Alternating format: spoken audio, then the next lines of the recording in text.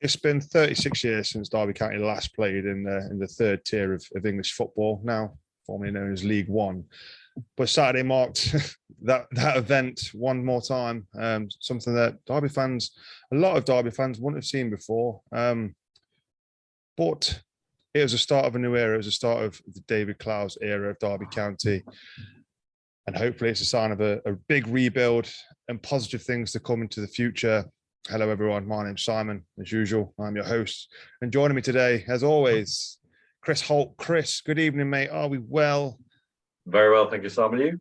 Oh, extremely, mate. Absolutely fantastic. Brilliant day yesterday. Just saying about League One, actually, you would have been around when we were playing in League One, but yeah, I wasn't born then. Yeah, that's not funny. Yeah, I was a pop sider back in 84, 85. I was there. Oh, see, you've seen this all before then. You've seen it all before. So yeah, League One then. We kicked off, we had a few chats after the pre-season friendlies, especially against Alfreton. But hey, what do we know? So some of the messages we were sending to each other. But a 1-0 win to kick off the start of the season. Conor Hourihan with his debut goal, first goal for Derby. And what a goal it was, Chris. What an absolute stunner. What we're saying, 20, 25 yards out, left-footed bottom corner, keeper, no chance. The limbs were unbelievable. Just to sort of feel that emotion again of scoring and knowing that, do you know what, this season, it's knowing it's going to be a season of just watching football again. Technique. The guy has been doing it now for many years, for many teams. It's nice to see that he's doing it for us than against us. But that left foot's cultured, isn't it? It's just a sweet left foot. And you just knew as soon as he struck it, it was only going one place. And, what a goal. And justified. A professional performance. Wasn't nowhere near the best that the team are going to be able to perform at, but as I said on a tweet, it was a professional sound performance, and that will do. Yeah, I agree. I mean, the funny thing was that up until that point, I didn't think Hourihan had actually done that much in the game, to be honest. But yeah, he's that sort of player, though, isn't he? In and around that 18-yard box. I think there was a stat I saw that since like 2012, I believe it was, he scored 33 goals from outside of the area. I think it's something like the most any player's done in English football in that sort of time period. So that's, if he's got the ball on his left foot, then teams are in trouble. So what a player. But obviously a lot of debuts were made on Saturday. In fact, what do you think about the overall? I know obviously you touched on it there, but what you said as professional, what do you think about the overall performance? Because I think Liam said afterwards it was far from perfect, and I agree with him. It was far from perfect. There was an element of these players have just all come together. 11 new signings all come together, and there was a few mistakes, especially first half. But I didn't really think Oxford caused us that many problems. What do you think of the overall performance? I think other than the Taylor turn, which I think he beat Cash in to get through, and then Jason Knight came back, didn't he, and did the last minute tackle. I think Derby did really well. I thought it was an interesting selection. I thought it was the right selection. He went for experience and he went for what he knew. A lot of the youth that we have in the team was kept on the bench, where I honestly believe at the moment it needs to be. Yeah. I thought the spine was strong. I thought that we were solid. I think that's the best word you can use. It was a solid 6 out of 10, possibly a 7. Obviously, we win the game. The interesting thing about it is, they say that Oxford were 2 weeks ahead of us on pre-season, and they've been together for 2 or 3 years, that squad, and you could tell. But they quickly realised that they were unable to play football through Derby.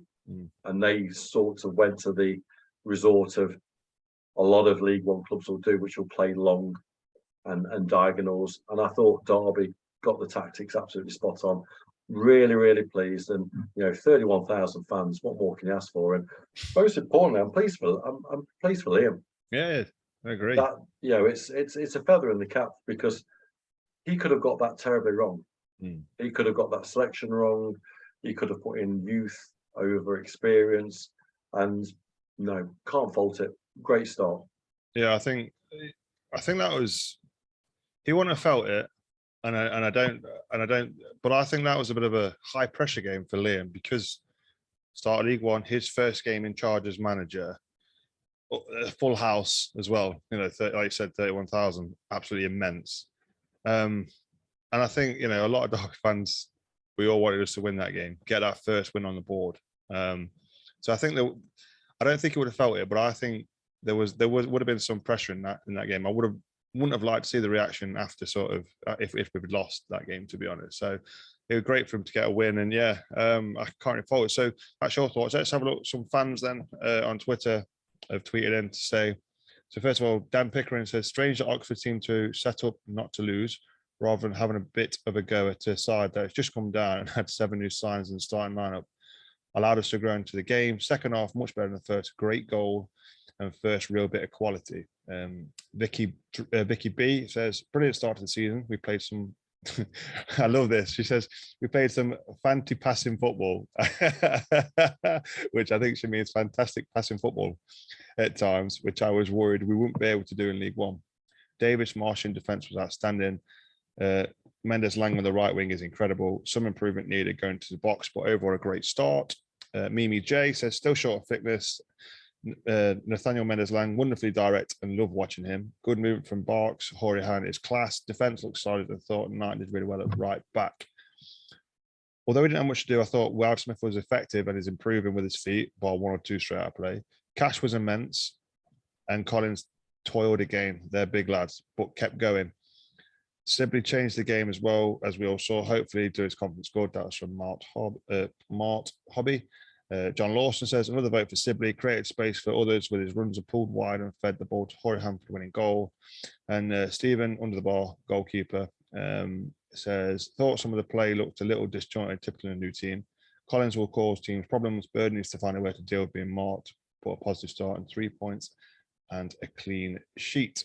And also thought Sibbo made the difference when he came on. Fresh legs, running at players at pace, certainly added a new dimension to the team. The future is looking good. And last one is from Mike Sable, says, can see they still need time to gel, understand each other's movements, but it was a solid performance. And with the quality got us the win. This is what teams will fear. So glad we got that win for Racine. So yeah, all obviously a lot of good points there. A lot of praise for Mendes Lang, who I tweeted at halftime.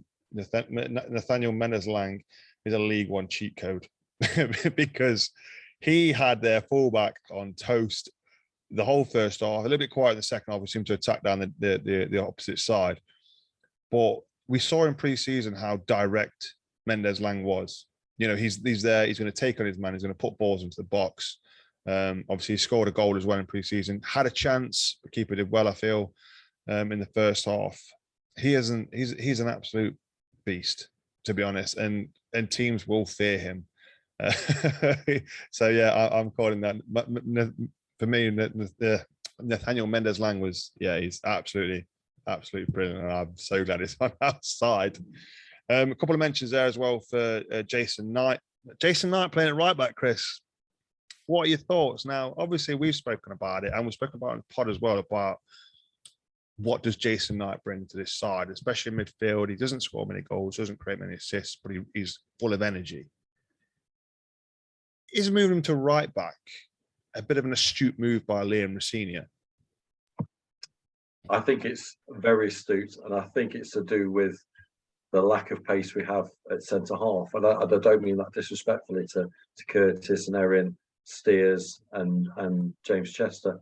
They're all fantastic players in their own right and all have particular skill sets which we need to defend a low line and a high line. But I think what Jason Knight brings, as I said previously regarding the Matty Taylor chance when he was clean through, Jason Knight managed to gather 10 yards on him and got that last lunge tackle to clear it for, well, he put him off the shot, didn't he? And the shot went well wide.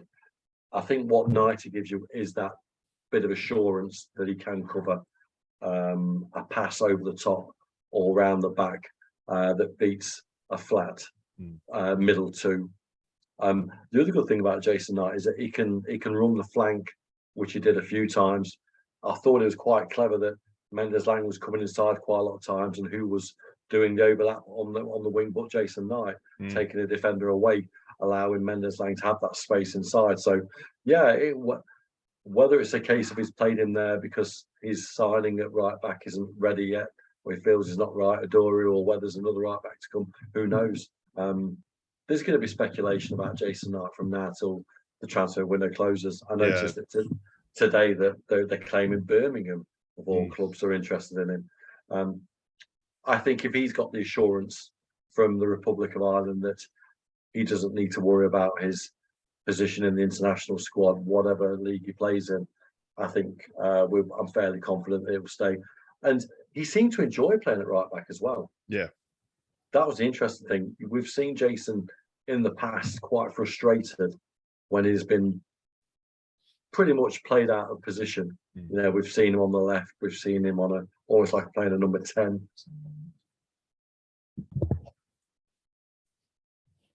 Or whether he's dropped back into centre midfield. Jason's never quite found his true position yet. And who knows? It might be a stroke of genius by Liam. Clearly been worked on at training. Clearly there's an understanding between him, Curtis, Erin at the back there. And long may it continue. Be interested to see if he plays that role at Charlton Saturday. Yeah, I think I agree. I mean, Liam obviously mentioned after the game that he sort of going to pick sides for the team that they're playing against, which makes sense, really. It's a new league, different teams. We're not going to, they're not going to know, like the Championship where we've been in it quite a while. We'll know what team's going to bring. League One's a totally different kettle of fish. I mean, I watched some of the highlights yesterday, and there were some good teams, that play good football. Peterborough looked dangerous. Obviously a 3-2 win for them. I know Wickham won 3-0, but Byrne looked absolutely shocking. Absolutely shocking. So not really going to worry about that. Sheffield Wednesday, another one team that we know Sheffield Wednesday, they've got emphasis on being promoted this season. They've got to go up. That's what their owner wants. That's what their owner's demanding. But I just think that the team we put out, I think once we gel, we will become something special. Now, I'm not going to put any sort of position on us just yet. I want to say we gel because I still think, stop smiling. I know what's in your head, but I think we are about maybe. Oh, dog's getting involved now. Every single time I mention league position, your dog barks up.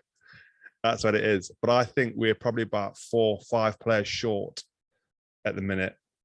I was just looking at that bench when the team sheet came out at 2:00, and I thought, if someone gets injured, or if we're losing, who's gonna come in, who's gonna replace such and such. I mean, obviously McGoldrick and Chester weren't available, both picked up little niggles, but it's a long season, and to rely on all the players to stay fit. So I know Liam said he is close to getting another couple of players in.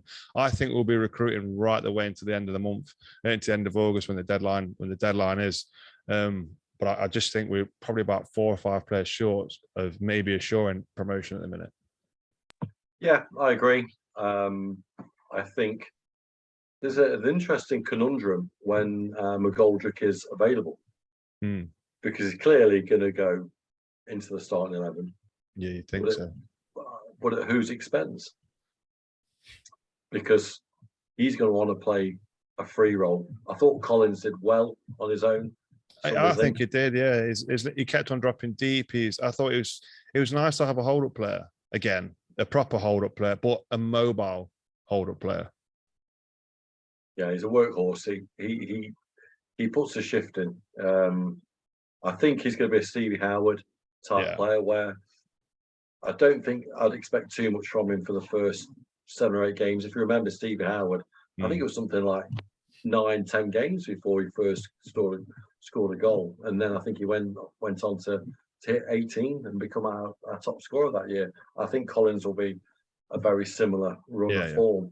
But Dizzy's going to want to come in and play that 10 role without question. Nice dilemma to have, to be honest.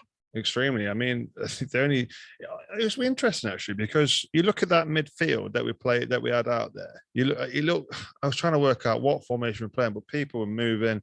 At one point, we had the wing backs. We had Hayden Roberts and Jason Knight inside the wingers in the middle of the park. It was crazy. But that midfield sort of three was Horahan, Bird, and Smith. Now I thought Corey Smith, was a CDM, but he seemed to be the one playing furthest forward. And I actually thought he was getting some places. I think his passing was a little bit. You can tell he's behind on pre-season. But I think once his passing comes in, you've got a decent player there. So again, that'll be sort of the position that McGoldrick would look at, just to play in off that sort of maybe off Collins. You would have thought. So it's competition for places there, but I guess that's what Liam will want, surely. You want these players that you brought in chomping at the bit, wanting to start, but ultimately you want them not spitting the dummy out because they're not starting. Yeah, I don't think he was expecting any more than 60 minutes off Corey Smith. I think that was already planned to come off at that time. He ran a real box to box shift. I always thought he was a holding midfield player, but obviously you've got Max Bird, who's clearly dominating that role. And I think you're right. I think Corey Smith was allowed to tidy up bits and start transition quite quickly. And I thought he did really well, to be honest. This is a guy that's only been with the setup for a week. Yeah. He came in a week last Friday, if I remember rightly. And I think under the circumstances, to get 60 minutes out of him on a pressure pot of a home first game under the new regime and in front of 31,000 fans, I thought he did really, really well and showed what a professional he is. So a very astute signing. You go through the team, it was a 4-3-3.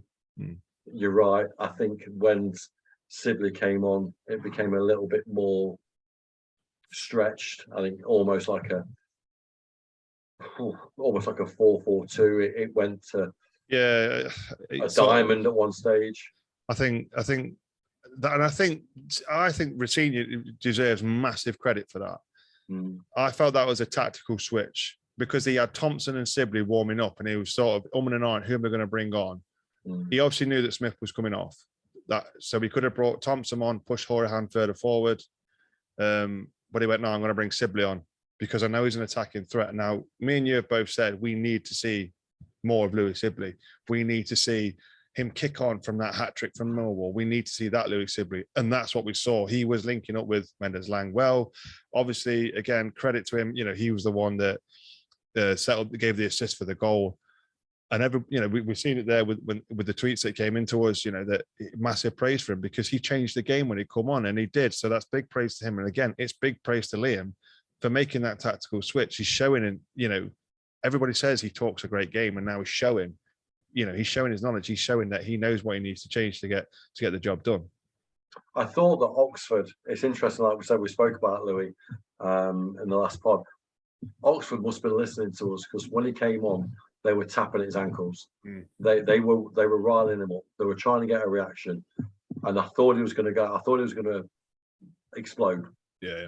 Within 4 or 5 minutes because there was a couple of cheeky tackles on him, and I thought, here we go. They're gonna because Craig Short would know him. Yeah. Craig Short would have worked with him in the academy.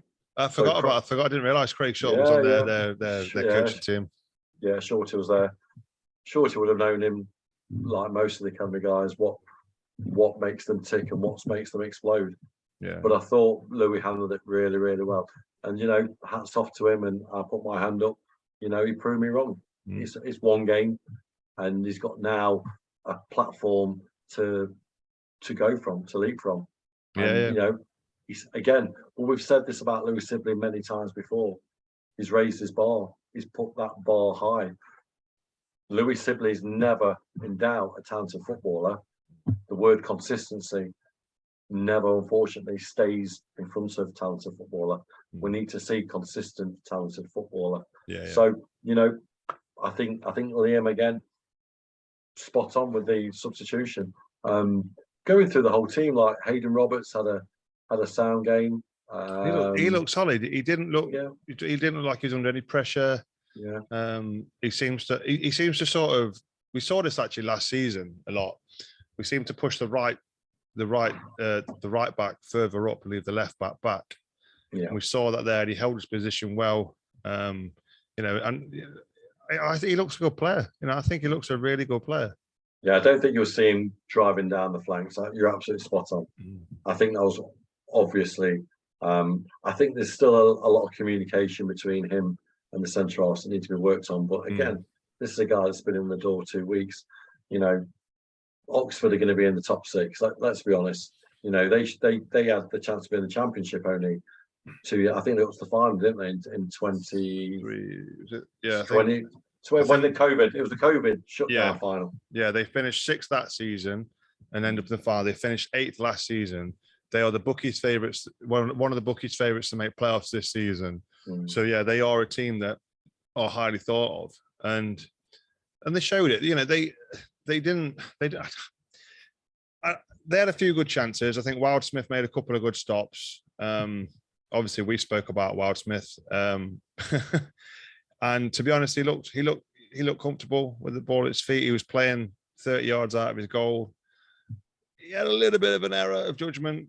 The ball over the top, didn't know whether to come, nowhere to go, and obviously the player got in there before him and just obviously put wide. But other than that, made a good save in the second half, especially from Clowes.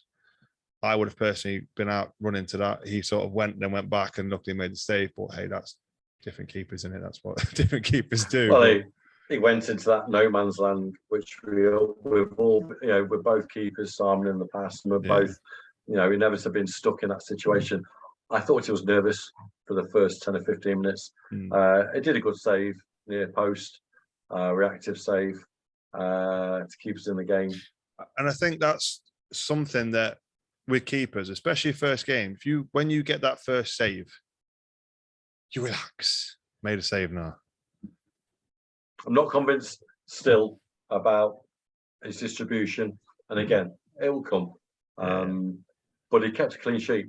And that's what he's paid to do. He's paid to keep clean sheets. So another solid 7 out of 10. Again, like I said on my tweet, a solid performance. That will do. I'm looking through the team now, and we've mentioned Birdie, we mentioned Smith. Only thing with Bird, he needs to get used to having two defenders on two defenders on him. He was deprived of space. It was almost as if they targeted him and said, "He's their key man. We need to shut him down." That's because he didn't really get in the game much at all, I felt. No, but I think that you've hit the nail on the head. He's going to be a man that's going to be the first one mentioned by the opposition of someone to shut down, because that's credit to him, isn't it? Let's be honest. Absolutely. He's a talent. He's a fantastic passer of the football. We know that.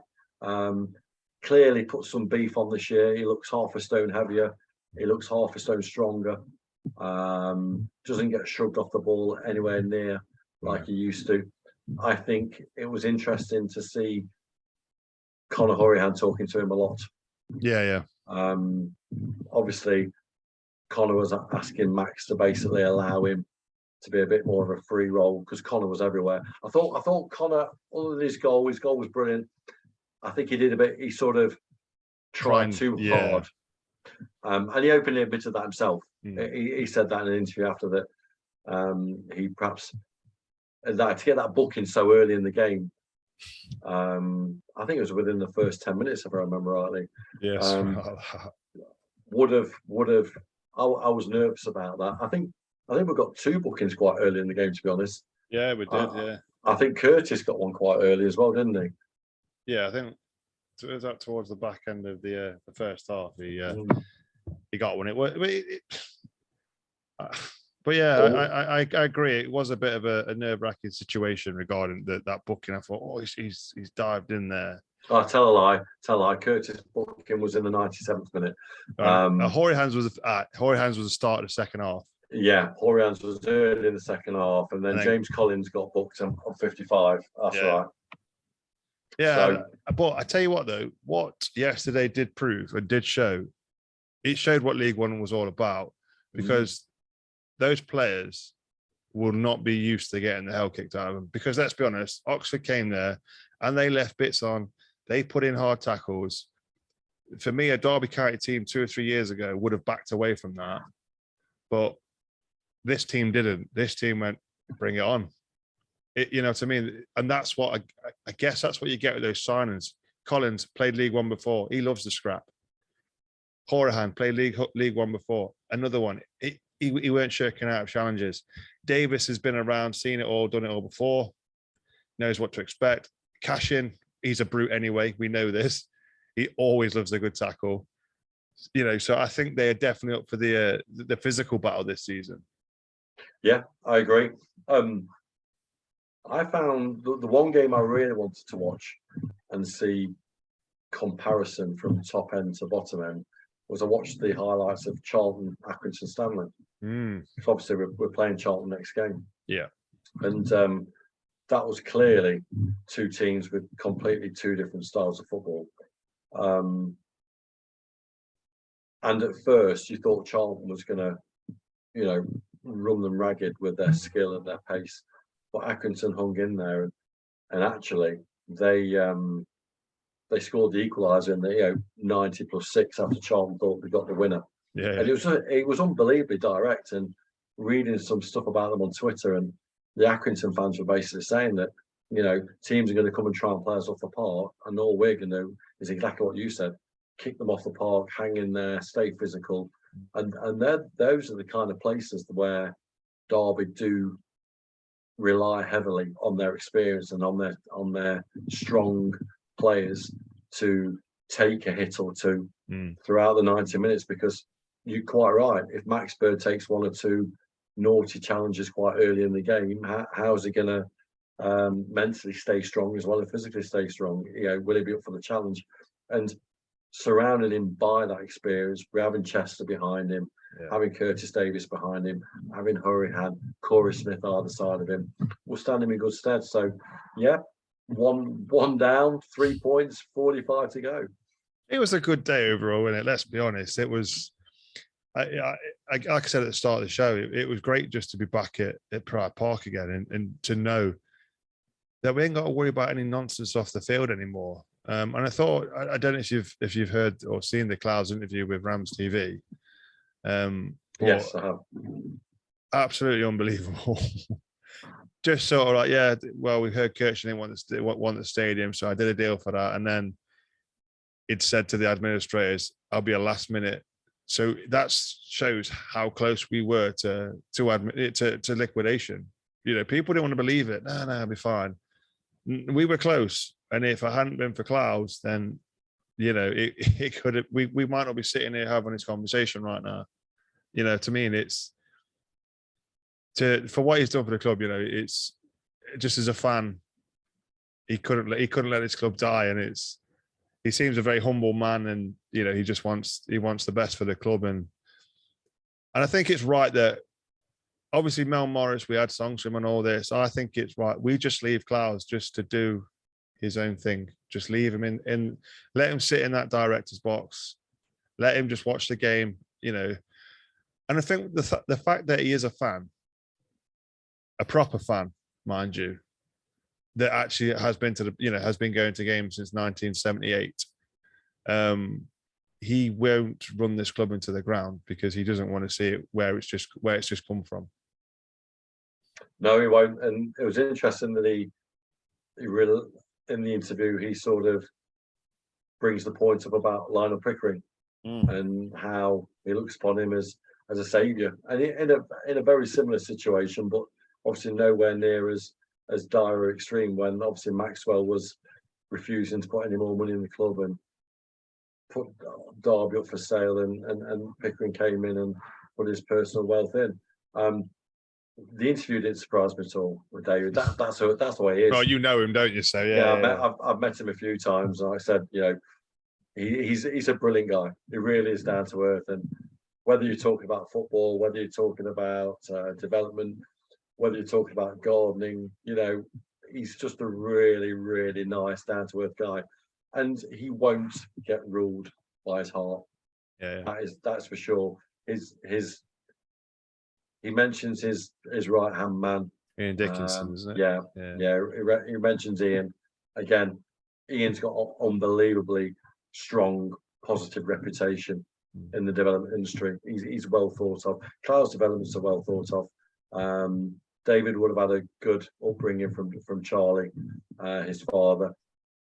And he's right. He's right. We're saying stability is king. I thought that reflects on the pitch as well. There was a stableness about that team. It just looked strong and solid without being over glamorous or over expansive. They just looked to do a professional job, and fair play. I'm pleased for David. I'm pleased for David because he's a North Stand guy. He's an away stand. Trips away or his bread and butter is what he loves to do, and he's that's been taken away from him. But I found it quite funny that he turned around and said he's took to being a director quite easily. He's quite enjoyed it. So I found it funny how he how he mentions his holidays.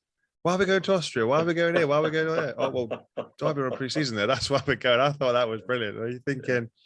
This is again a massive fan, and I just think we are on the right path with him, to be honest. And I'm just looking forward to this season. There's I think there's a few off the field things that need sorting. We'll mention them now. Obviously, Christian Bielik, first of all, he's gone on loan to Birmingham. However, there was a bit of I saw a little bit of nastiness towards him actually. Once that got announced, go off over there. You don't want to fight here. World Cup team's more important. Yet then Racini comes out after the match and says, "Oh no, he was in the change room before the games, wishing everyone well and everything." And he didn't want to get, he didn't want to leave. He doesn't want to leave the club, but he just wants to try and get his dream of being in the World Cup. And as a footballer, if you're playing at the highest level, which is international, you will want to play at a World Cup. And you look at that midfield, where does he fit in with what we've got in already? I think we're stacked in midfield. We've mentioned this before, and we all thought, especially when Corey Smith was signed, you said it last week on the last show, that's the Bielik replacement, and you're obviously right. There's one outgoing, which fair enough. We all assumed it was going to happen. Lee Buchanan now has officially left to go to Werder Bremen. However, on the good news, we're due to get money for it. Well, hey. Now the last one, the interesting one, Nathan Byrne. He's still registered with the club, but he doesn't want to play for the club. He's still getting no doubt. He's still getting paid by the club, but all to do with 2p. Is it? It's this 2p thing, isn't it? I've done it before where I've gone from one company, another company's taken over, and we've just literally shifted over onto their terms. And obviously this is sort of what I believe it's what Nathan Byrne and his advisors are sort of looking at, saying, well, we're actually working for a different business now, therefore my contract is void. It's an interesting one, but again, Rossini didn't really go into it in his post-match, but he sort of touched on it and sort of said, look, if you don't want to play for this club, don't be here. So he's not letting him come to the club. I think that's very smart from Rossini, because he's trying to build something here. He's trying to build a connection with the players. He's trying to build a dressing room. And if you're negative, you're not in it. And I fully agree with him for doing that. I think going through the three, let's go back to Christian. I agree with you. I think Twitter was very harsh. Well, a majority of fans were very harsh.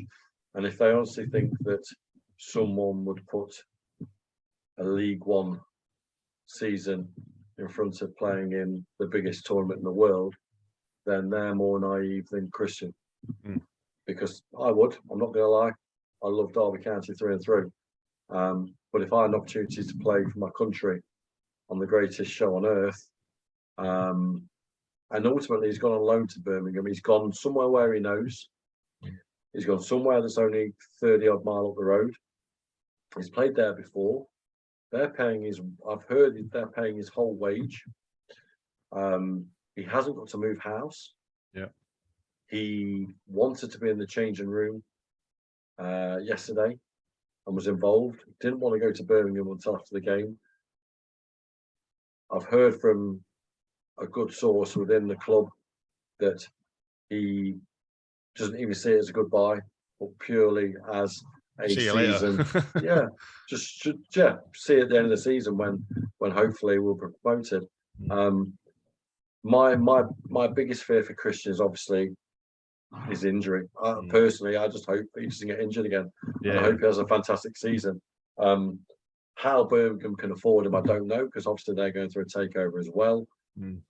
So I have no idea how that works. So we'll see. And I wish him the best of luck, and it'll be nice for him to have a good season. And I'm sure that if he's not there with Birmingham playing on a Tuesday night, he'll be down at the baseball ground. He'll be down. I've just checked this Rybeen. Hang on. Yeah, it's definitely just Rybeen. He'll be down at Pride Park. Show me age, yeah, Simon. You are, mate. You are. So yeah, I wish Christian all the best. Lee Buchanan, I'm secretly laughing in the back of my throat because I think it is. I have an issue with the way that this has all been handled with Lee Buchanan. I think this has been on the cards now for 6 or 12 months. I think he was a stalwart in the team at the start of last year, and I think clearly halfway through the season there was murmurings that he wasn't happy with various links to a certain team up the road. And I personally don't think he was ever the same player. His videos, we've mentioned it before, his Werder Bremen, welcome to Werder Bremen videos of him clearly tied up with handcuffs in an allotment shed next to a train track. Clearly he's not enjoying them. But I heard that we could get up to £500,000 for him, which would be nice. And the other one you haven't mentioned is Malcolm. Oh yeah, there's weren't they going to give us 30 grand for it? Yeah. So we'll touch on Nathan Byrne in a minute, but the Malcolm Ebiowi situation is farcical. So how on earth they've come up with £30,000? Yes, obviously they've gone through the administration route because I saw Shinny go for 30 grand. So I presume they thought, right, we'll offer 30 grand. They're going to be in for a shock because if they go up to a tribunal and say, oh, well, it's a bit of a risk with this lad because we're not sure and it could be something, it could be nothing, so we're just putting a punt on him, knowing that he had a fantastic reputation before he came to Derby. I think he was at Arsenal, if I remember. Yeah, it was, ripped it up at Derby. He's had a decent pre-season as well, to be honest. He's been mentioned. I think Patrick Vieira has made a big boo-boo when they played Man U. I believe it was in Thailand. Yeah, it was, yeah. And although Man U won 3-1, the reports in the papers was about Patrick Vieira just singing the praises of Malcolm. So when it comes to him at that tribunal trying to justify 30 grand, I wouldn't be surprised at all if we get £500,000 plus add-ons for him because the guy's got talent. I would hope that Derby are sensible enough to put in a clause that if he gets caps at all age levels, there is an additional fee. So yeah, and then Nathan Byrne. I would love to know what the arrangement was when he left Wigan for Derby, because at the time, if I remember rightly, Wigan were deep in administration. Weren't they? Yeah. And he came to Derby for, I don't think there was a fee. No. I might be wrong, and people listening, please tweet in. There was rumours that him and Marshall came for about 500 grand. But then there was other people I've heard saying that we paid next to nothing for them. I heard that Marshall was the 500 grand and Byrne was nothing, but I don't know. Clearly, it's a difficult one, isn't it? Because obviously it's very, very sensitive. Clearly, Liam has been playing the advocate on this and not wanting to go into detail. It's clearly a touchy subject. My only thought on this is I'm glad now we're out of administration and this is being discussed, because I think that that there's surely compensation to be had, because Werder Bremen tried to do the same with Lee Buchanan. Yeah. Lee Buchanan tried to go on the same, I believe, and again, if anyone's listening to this, I apologize if I got it wrong, but in my opinion, shall I say, to cover my backside, I believe that the Lee Buchanan move was a similar, based upon a law and regulation on administration transfer contracts. So, yeah, watch this space. It'll be sorely missed. I hope that it's not the last we see of Nathan. He's either got a very his ears being chewed by his advisors or his agents, so he's got a very tough decision to make, because clearly he was a fan's favourite and clearly he played for the shirt last year. So he was excellent last year. Yeah. Most consistent player by far last season. He was. Yeah, and without doubt, he would have played on Saturday at right back. 100%. I also read today, I think it was from that guy from The Sun, Mr. Nixon, who seems to know everything, or thinks he knows everything, or words it like he knows it, and if it goes wrong, I didn't actually say that, that sort of thing, that we could be chasing QPR for about 10 million. Really? So for the playoffs? Yeah. But really, can't we just move on? That was what, almost 8 years ago now. It's a tough one because we need the money, granted, and any extras out. But with, I don't know. Yeah, they would have broke FFP. Oh, they did without a shadow of a doubt, didn't they? And I guess it sort of stems from the Borough claim, doesn't it, against us? It was when QPR were owned by, was it for, the guy who owned the Formula One team? I'm trying to think his name.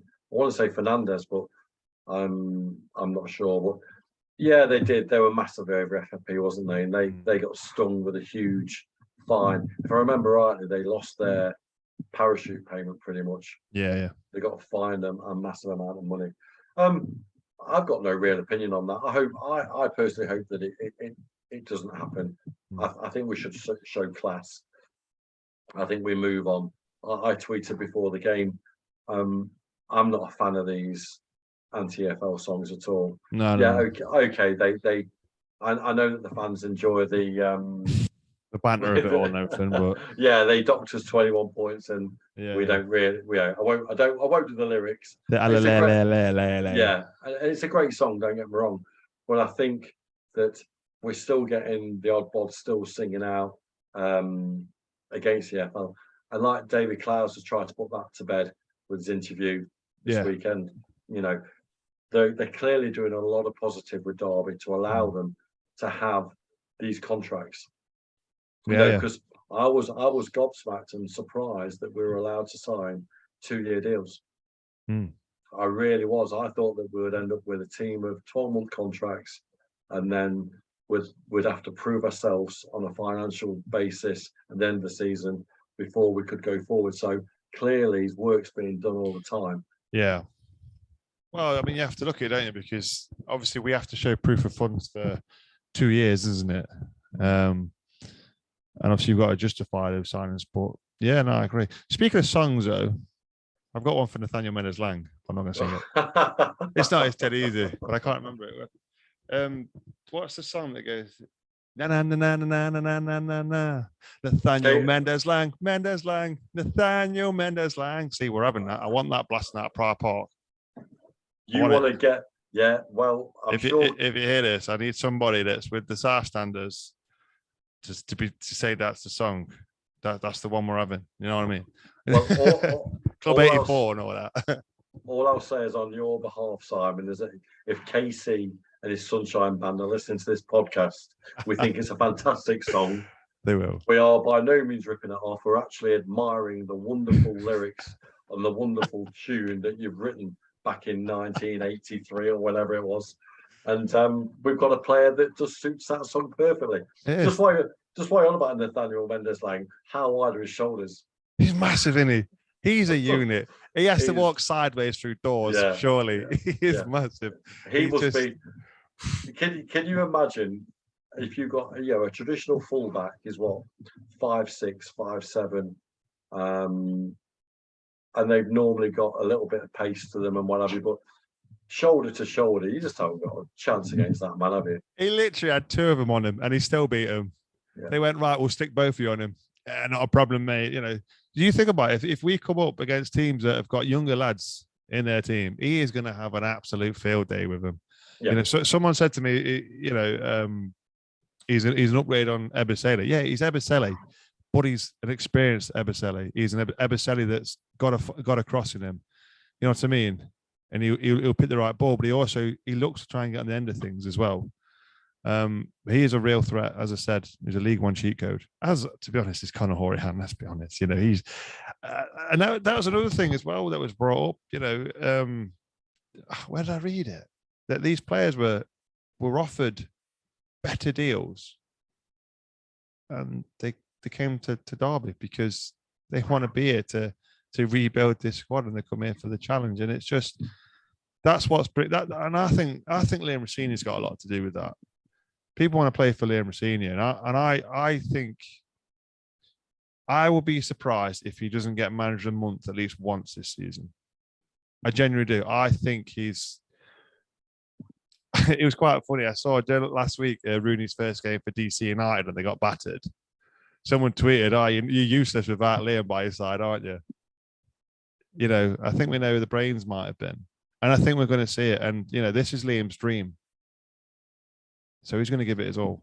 Yeah, it's a valid point. A couple of things on that. We said before Conor was signed and a couple of other guys signed, I said to you that a lot of players at that age and at that time in their career look for stability and consider the family and the children. And Conor has openly admitted that, hasn't he? He said that he was living in Birmingham. The loan down to Swansea, as good as it was football-wise, his family struggled, so he came up to Sheffield United. He didn't quite work there, and now he plays for a football club, you know, arguably bigger than both of those, and he only has to travel 35 minutes. Yeah. Mendes like the same. You know, he hasn't had to uproot. He mentioned how it benefits his family, and Collins also. Barkhausen. We haven't mentioned Tom. No, I thought he had a quiet game, really. It was, yeah. He came alive, I think, in the second half. Yeah. But yeah, other than that, quite quiet. But yeah, I think second half. Quality player. Yeah. Quality player.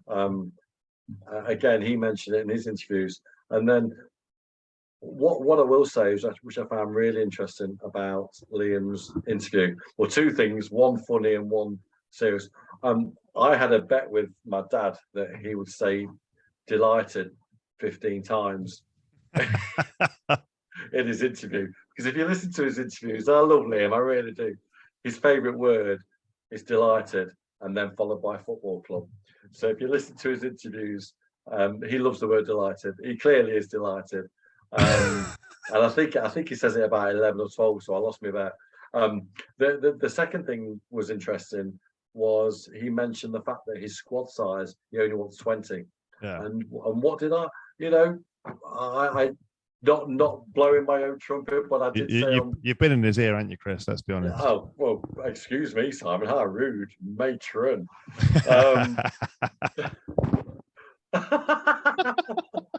Oh God. That's an allegation I can honestly deny. But I don't think he needs 24. I think he's right. I think the key is keeping 20.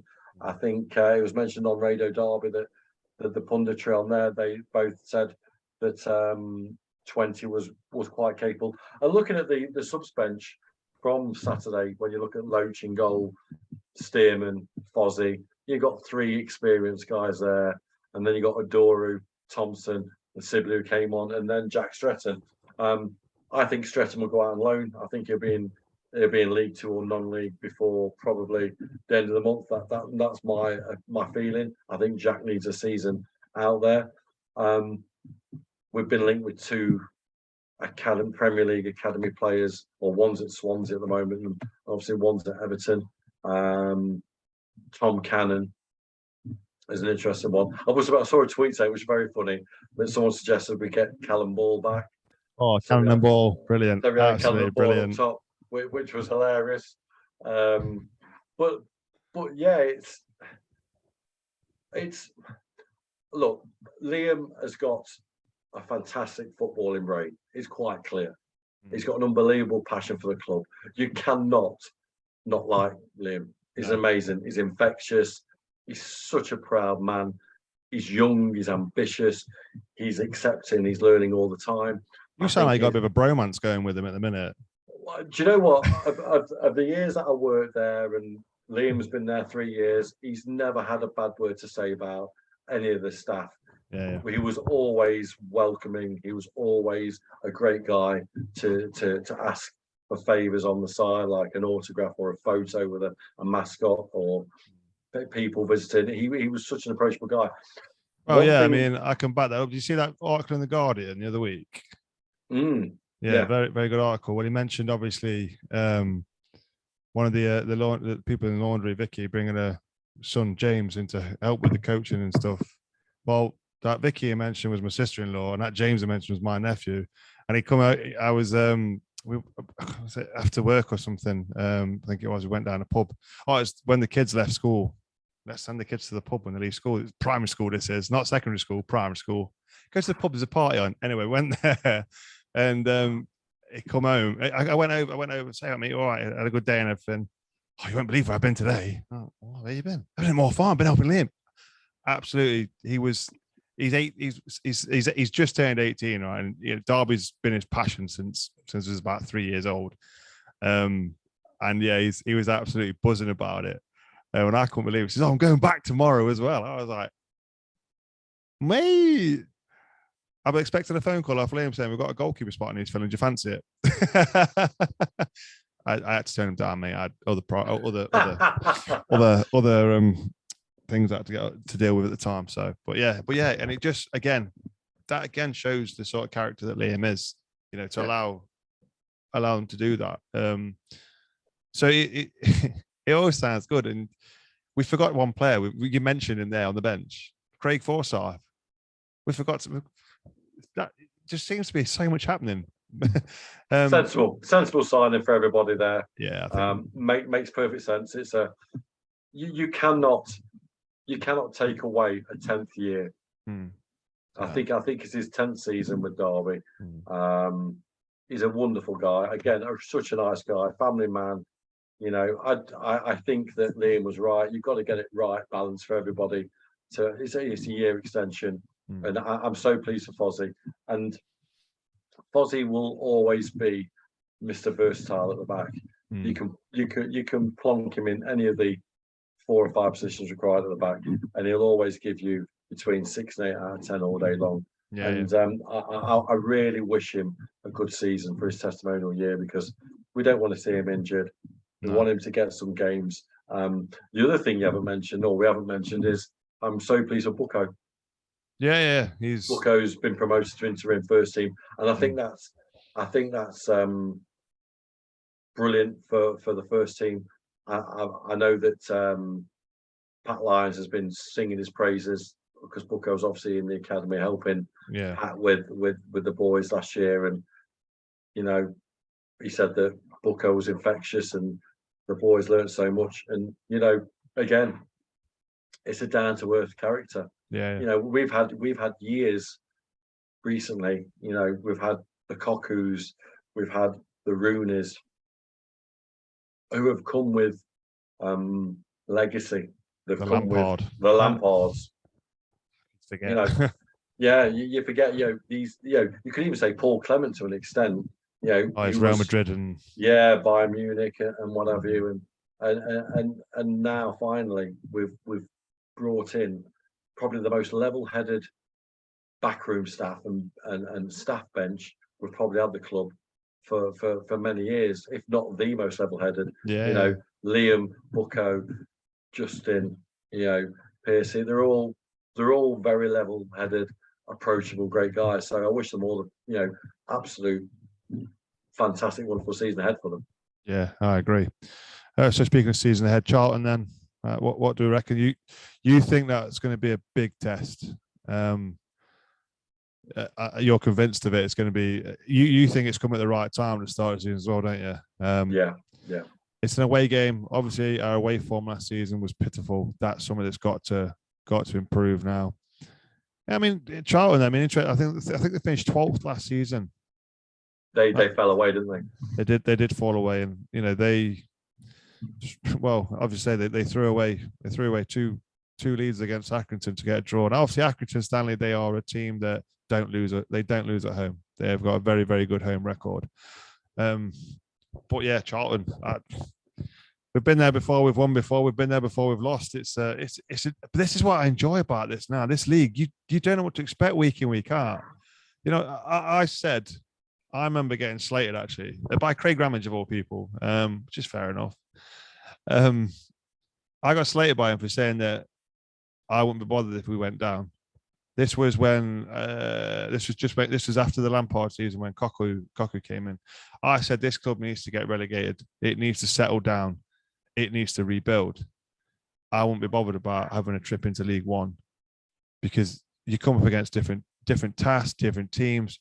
I think we've gone stale in the Championship. Do you know what I mean? So this season, I'm more excited for this season than if we would have stayed in the Championship. I generally think I am, and it's because obviously I know we played Charlton before, but you look at games ahead like playing like we've got Mansfield Town coming up in the EFL Trophy as well, haven't we? Yeah. Nigel Clough coming back to Brad Park. Good old Nige, It's just it's things that I don't know what it is. It's like it feels like a new experience for a fan as well. It's a refresh one, isn't it? Yeah, it is. Well, going on what you just said there, Charlton is one of my favourite away trips. It's not far from Greenwich. It's not far. It's an amazing away trip. Greenwich is a beautiful place to go. Go to the Cutty Sark. Got a great little market around the corner where you can try loads of world different foods. They've also. Do you work for these guys, Chris? You can tell I used to work in the event industry, can't you? I've been there, seen it. Just drop it in. Yeah. But I think Charlton. I said to you on a podcast a couple of weeks ago, this will be the test. This will tell us where we are pre-season. After the short pre-season we had, because they will be dominant at home. They normally are. They had a shocking away record if I remember last year. I think I just have a feeling we'll win. I've said to you I know people keep telling me to calm down and sit down, and even Dom Dietrich mentioned it, bless him, on Radio Derby when I was there on Monday. He said, that I'm already there in the Championship. Look, there's something about this squad and there's something about this staff that won't allow anything to be, how can I put it, glamorized. It will all be solid, hard-working performances. It doesn't feel like there's any pressure neither. Correct. And I think last season when we got the points deduction, we played some good football. We got some good results because there was no pressure. Pressure mounted at the end of the season when we thought we're in touching distance of being safe. Yeah. And I think that's where the head sort of went. But that's what you expect with young lads. Now we've got a more experienced squad. So go on then. Score prediction and just before we end. Score prediction for Charlton. 1-0 Derby. Oh, nice. Tight 1-0. Goal scorer? Curtis. It's going Curtis. Header from a corner. Bosh. I just 25-yard screamer. Yeah, I just have a feeling that we will. Can you remember Reading won the Championship many moons ago, where yes. I think they had about 26 wins, and I think 24 of them were 1-0s. And almost when Billy Davies got us up, I don't want to. Of course, we want to see good free-flowing football. Don't get me wrong. But I just have a feeling that we will be an unbelievably tough team to break down. Yeah, but I think, well, I saw. I mean, I look at it yesterday. just before we finish. Just yesterday, we when Oxford had the ball, we got back in numbers, which I think fitness wise, as the season goes on, we'll be able to counter from that because we win the ball back, and there'll be no one up front to play it to. But we did seem to get back in numbers. The shape seemed to change to a bit of a 4-5-1 when we went into defence. So I think you're right. We are going to be one of them teams that are going to be hard to beat, frustrating to play against. You know, teams will know we like the ball. But what I noticed about yesterday is something that I mentioned to you during pre-season, that we had time where we were on the ball, knocking it about between the goalkeeper, the two centre-backs, back and forward. Nothing was happening. They weren't pressing. So what do? Sling it over the top. And I felt we looked more dangerous slinging balls over. No one likes defending a ball over the top. It's difficult, especially when you've got players like Mendes with pace that's going to run through the channels. And Knight as well. Again, Knight got into a few balls over the top, playing at right back. When you've got that, all of a sudden you get problems. Even Corey Smith was chasing balls, to be honest. So I just think you're right. We are going to be one of the teams that are going to be difficult to break down this season. It looks that way. But on the final thing about tactics, I don't think there'll be many teams in League One who will attempt a high press.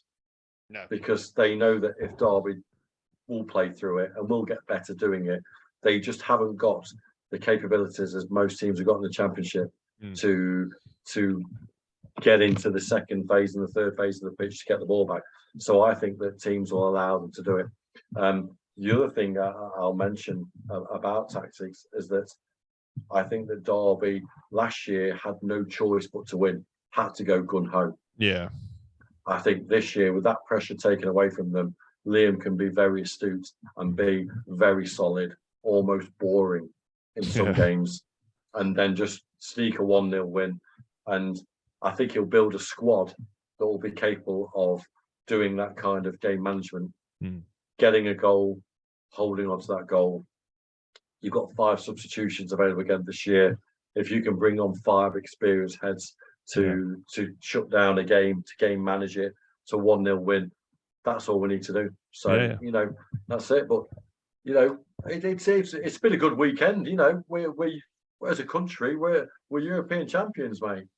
Yes. So if you're not bothered, if that's Derby talk with now. If you don't want to listen now, you can get lost, because this we're now going to mention women's football. Now I've watched quite a bit of the Euros. I'm not going to say one of the people that doesn't like women's football. It's one of them where it's not something that's really appealed to me. I've watched a few of the Women's Super League games. Some games are good. Some games are absolutely, you go, wow, these women are getting paid to do this. However, the Euros has put a different spin on things. It's England, it's your country, it's football. It's been incredible. And, you know, I think we have to appreciate it. We have to appreciate that these women that have gone out, they've won the Euros. You know, they've done it before the men. You know, people want to make comparisons from the women's game to the men's game. Well, now the women have been successful, make a comparison. Because it might not be the prettiest football. It might not be the most technical, gifted players that are playing. But these women have put their heart and souls into this. Now, Chris, you've worked within Derby County's women's academies. Where do we go from here? You know, regarding women's football, we've seen a push on us. Now, I know people argue, don't try and push women's football. If you don't want to watch it, don't watch it. But for those grassroots level, where do we go from here? We've just had our England team, our country, win the European Championships. We're breaking records, 83,000 tonight at Wembley. That's the biggest crowd there's been there, I believe. How do we move this forward and get more girls, more women playing football? Good question. Okay, so first thing I'll do would make it compulsory that in secondary schools, girls have their dedicated football teams. I would even probably consider that at primary school. I think the girls' standard out there is wonderful. I would also like to see the academies integrate. I think there's too much focus on boys' academies Yeah. I certainly think there's been too much focus on Derby's boys' academy and not Derby's ladies' academy over the last 3 or 4 years. David has openly said that he will sort that and he'll make sure that the women's game gets the same amount of attention in our football club as the boys, which is wonderful. And don't get me wrong, they do a wonderful job in the boys' academy at Derby County, but there is a fantastic facility at Moor Farm that the Derby County Women's Academy deserve to be at. They hire out pitches to local boys teams who train there. The girls are training at Mickleover midweek. They're playing their games at Ulverston Park. They're playing their games at the racecourse. You know, this is Derby County Football Club. Yeah. And on the academy level, I think that needs to be integrated quickly. I coach the most amazing set of girls, and we've both said that we'll get them on to the pod before their season starts. They're in the under 15 Derby County women's team. They're in doing the Junior Premier League this year. You know, they're playing in the biggest girls' league in the UK, and they deserve to be training in the best facilities. And I'm hearing that they may be playing their games at Ulverston Park, which is ludicrous. So if anyone's listening from a football club locally, like Royce's or Derby County, get these girls to play on a wonderful pitch and represent our club with pride, because they are the most amazing set of girls. They've got the most dedicated parents. You know, we know the boys' sport is successful. We know that. We've all been involved and integrated. But I really believe that, you go to the racecourse on a Saturday morning, and I recommend it to everybody who's got a daughter who's aspiring to want to play. You go down to the racecourse on a Saturday morning, and there is an abundance of wonderful football clubs who are dedicated to girls' football from the ages of under 7 all the way through to academy level. And it's an absolute wonderful experience. I'll never forget the time I spent with Derby County women. I still support them now. They won a cup final last year. I went there to watch in Birmingham, and the icing on the cake for me was watching the Lionesses win tonight. People forget that the women's game in England was still semi-professional back in 2008, 2009, the last time that they got to the final. You know, there's been a big push, and I know that some people get frustrated and they turn around and say that women's sports are being thrown at us left, right, and centre. Why not? I say, I can honestly say, and I've coached for a long, long time, and people know me. I've been involved coaching since I realised I was never going to be the best player, and I knew that I was a far better coach than I was a player. And I've been coaching now for 35 years. And one thing I'll say is that those girls that I coached were the most talented set of players that any coach could ask for. They wanted to learn. They wanted to get better. They wanted to give everything. They were passionate about each and everybody within that squad. And it was just a really, really amazing experience. Their parents. So I think the days have gone where we have to stop looking at the boys' game separate to the girls' game. They should be on the same level. It's never going to be on the same level professionally. I'm not asking for that. Yeah. What I'm asking for is for grassroots to have the same investment.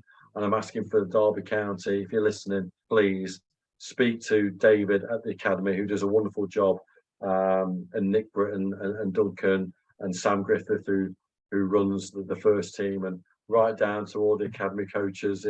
There's Lucy there, and Zoe, and Nathan Stevens, and Dean.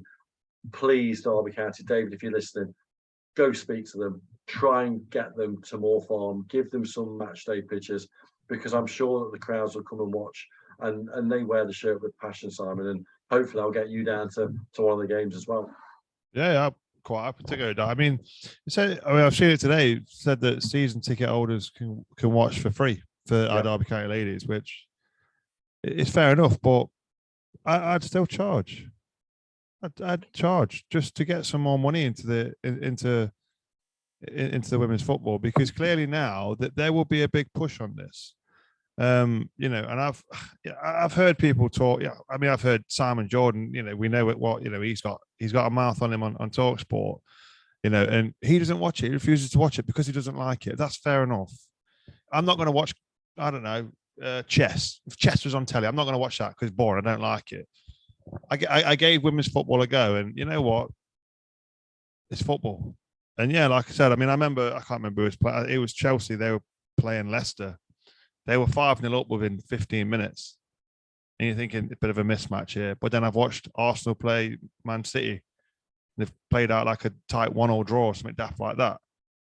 You know, so there is talent there, and we've seen it. I saw it. We've seen it tonight. You know, that game. It didn't matter if it was men or women out there. You know, there was some good football played. There was mistakes that were made. Happens in the men's game. I look at in the semi-final, Alicia Russo's goal, the back heel, nutmeg the keeper. If that had been Lionel Messi, if that had been Ronaldo, Neymar, Mbappe, that would have been yapped about for ages, right? And I shared that video, and I had over 300 likes on that within a space of an hour. However, it got taken down because the BBC went, "That's how you can't use that." Let's try and share that, you know, the love of women's football here. Let's try and make up more people see it. Let's get reactions off this. That was an absolute quality goal, you know. And it's just, I just think, yeah. Like I say, it's changed me. It's changed my opinion on women's football. And you know, there are still people out there that think it's cool to, I don't know, given, you know, oh, it should be in the kitchen, all this. Come on. If you're good, if you can play, you can play. You know, if you're good enough to play, you're good enough to play. Yes, you've said it. The standard isn't going to be the same as men's. It probably never will be, due to obviously biological aspects. Fast, you know, being quicker, stronger, you know, all that sort of stuff. But you know, I felt it was enjoyable to watch. Like, people mock me because I watched the MLS. For me, I like watching football. It don't bother me. And women's football is now something that I think I will probably watch more of, because I found that quite entertaining. And I think that, just to say I'm going to watch more of it because of that, because of the Euros, because of the performance that have been put on, not just by England, but by other teams as well. Germany, you know, they've played a good tournament. Spain, another team that played a good tournament. Very unlucky. I thought they played some really good football against us.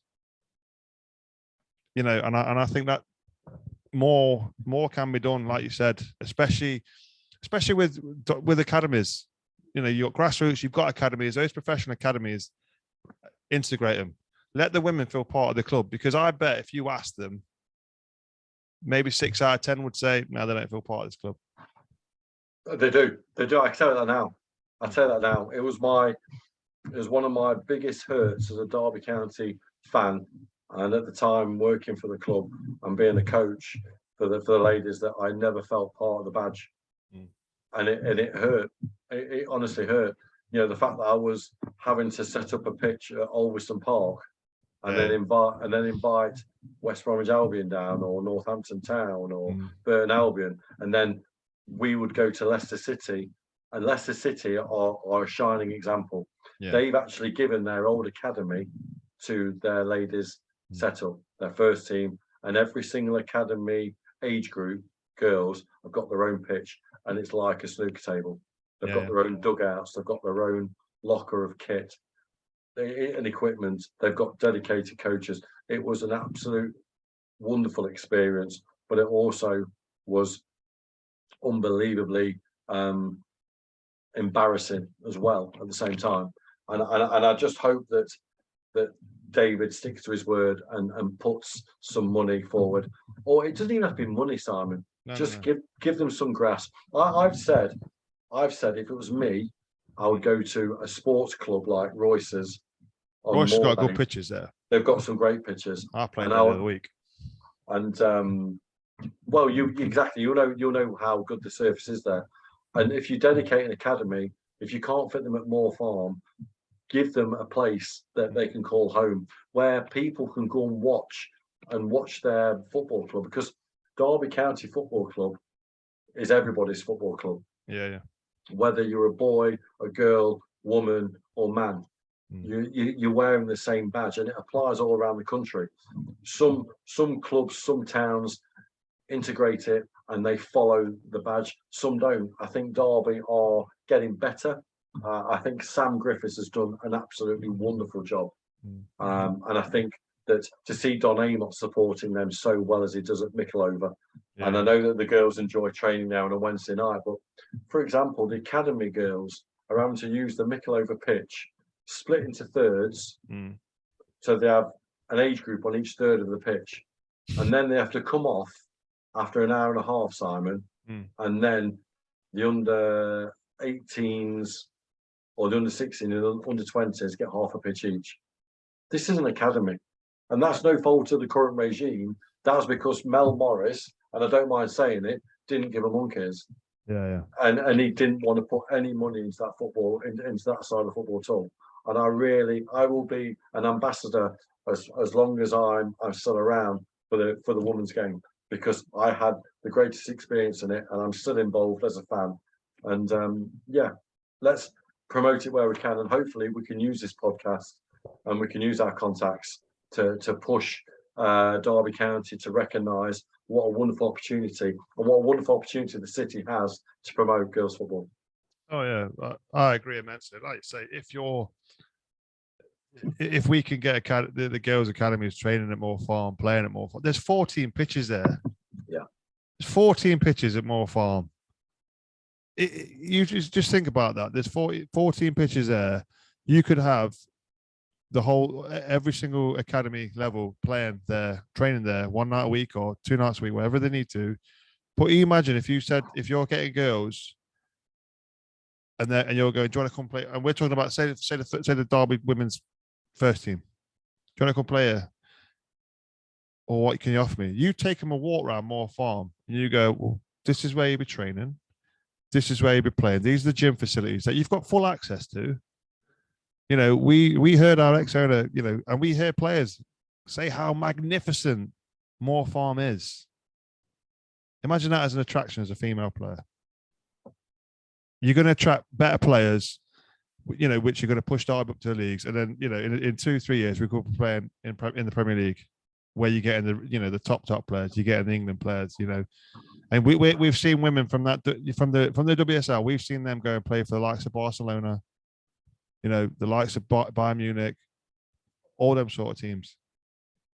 And it's a girl's dream. You know, every bloke wanted to play football, you know, that I know growing up, they wanted to play football.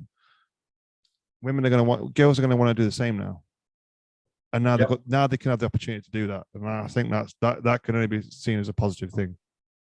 Oh, Simon, like I said, if we can use this platform, we have a great podcast here. You know, I've been, I class it as an honour to come on here with you as your co-host with you. And I think if we can use this platform when the season starts, bring some of the girls onto the podcast, listen to their stories, listen to their experiences. There's some wonderful coaches throughout Derby, you know, Derby County and the county. We'll try and get Sam on as well. Yeah, it'd be great to get Sam on. She what people don't realise about Sam, she's an FA coach herself. She works for the English FA setup. She's a wonderful coach. She really is. And let's get, you know, if we can be at the next Euros defending the title with a Derby County lady in that squad or two, how amazing would that be? Or a Derby County player at any junior England squad or Scotland squad or Ireland squad or Welsh squad. You know, let's the girls have that ambition. Why not? I say, why not? Because one day Derby County will be in the WSL. If we can support these girls and have the homegrown talent, get the same amount of support as the boys have, why not have a WSL team in Derby? Yeah, exactly. And then say you know, remember we've all heard it before. I want to use Pride Park more than twice a week.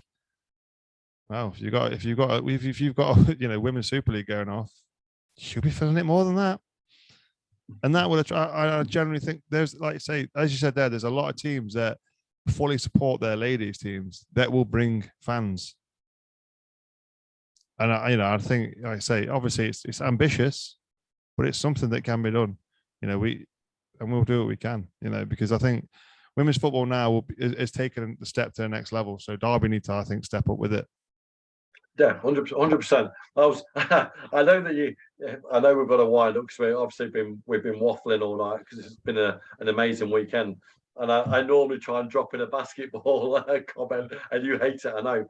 But what I will say is that I had the absolute pleasure of refereeing Great Britain under 16 girls against Ireland under 16 girls last week in Nottingham, and there was over 500 fans watching.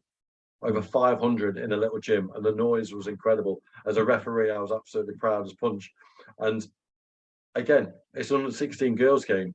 People go, oh, well, who would want to watch a girls game? Well, over 500 people watched that who had no connection necessarily with both teams. They just went to represent the country.